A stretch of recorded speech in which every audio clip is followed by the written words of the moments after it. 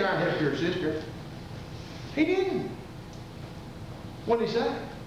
He said, Martha, Martha. Now, all he had to do was say it one time, and he's supposed to got her attention. Maybe he said it twice so he'd get our attention. Martha, Martha, thou art careful. There's that word.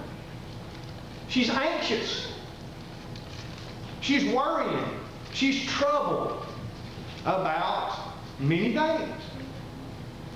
But one thing, not even two things, one thing is needful. And your sister has chose the better part. How many times are you going to have an opportunity, Martha, to listen to the Son of God teach and speak? This might be the last time. And here you are worried about making sure the spoon's on the right side of the plate, and there's enough ice in the tea, and all that. So that doesn't matter. That's not what he said. He doesn't say that doesn't ever matter. But there is a priority involved. There is something that's more important than simply having a pretty kitchen. There's more important things that need to be recognized as more important. And if they are more important, and they do take priority, then that means that these other things come after that. Surely, we can recognize priority in what comes first, especially when the Bible tells us what's supposed to.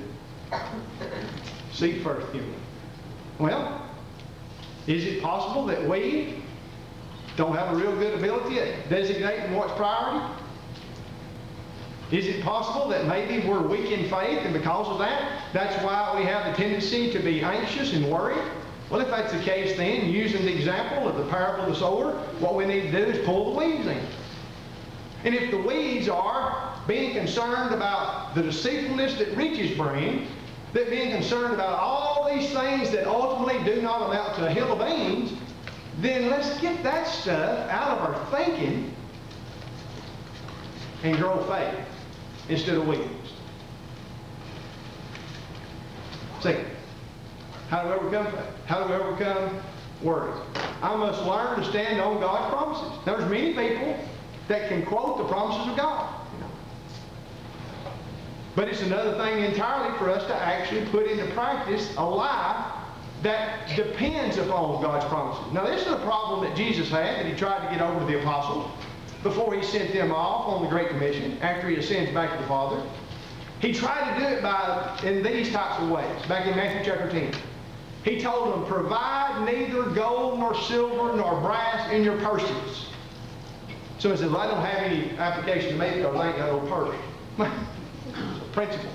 What does he tell them? He says, don't take money. Don't take money? Well, the very idea. Well, what do you call that? You call that depending upon God. Well, how's that the case? He says, don't even take scrip for your journey. Don't take 2 coats. Don't take shoes. Don't take a staff. That's for protection. For the workman is worthy of his meat. And then in verse 19, he continues this same principle. But when they deliver you up, take no thought how or what you shall speak. For it shall be given you at that same hour what you shall speak. For it is not ye that speak, but the Spirit of your Father which speaketh in you. Now, if I was one of the apostles, and you more than likely would have been in this same position, if it were not for promises like this, when you're sent forward on a journey, and you're going to be taking the gospel to the lost and dying world, then you're probably going to have as many suitcases as your wife presently packs to go to grandma's for one night. But when the Lord says, don't worry about all that stuff, you go preach the gospel. Those that recognize the priority of what you got for them, they will take care of it. And if you go into the city and they don't keep you up, dust your shoes off. Go somewhere else. What do you call that? You call that depending upon God to give you what you need. That's what you got. What else can you call it? You can call that faith too. Did they starve to death in? No, starved. Did they eat T-bone steaks every meal? No. Were they killed? Yeah. But they had everything they needed. everything new. Thirdly, to overcome worry and build faith, I must choose to make close friends of faith. Now, what does that mean? Well, an example of this very thing, I believe, is in the last part of Philippians chapter 1. Now, notice what Paul says to these Philippian brethren, that were truly a joy to him. Only let your conversation or manner of life be as it becometh the gospel of Christ. That whether I come and see you or else be absent, that I may hear of your affairs. That ye stand fast in one spirit with one mind, striving together for the faith of the gospel. Now, wouldn't that be wonderful? Paul says, now whether I come and visit you or whether I simply hear about what's going on in Philippi, I will know that the brethren there are standing together, striving together, one-mindedness for the gospel. That's what we want to do. You know, those are the people you want to spend time with. Those are the people you want to occupy your presence with. Those are the people that you want to be around. Those that are feeding your faith and not your anxiety. And then verse 28 is a natural outgrowth then of that. And in nothing terrified by your adversaries. Oh, they're adversaries. But here's a united front. Here are the faithful brethren at Philippi who are dependent upon God primarily, but they're dependent upon each other too. They are people of faith. And they lean upon each other in difficult times and in good times. And because of that, then we say, you know, watch out for your companions. And by watching out for your companions, I mean more than just persons. Watch out for what you listen to on the television. Watch out for what you listen to on the radio. I'll just tell you, I'm not careful enough sometimes. And I hear stuff on the radio or on the television that makes me want to run off the road or run over somebody. I don't need to be listening to that.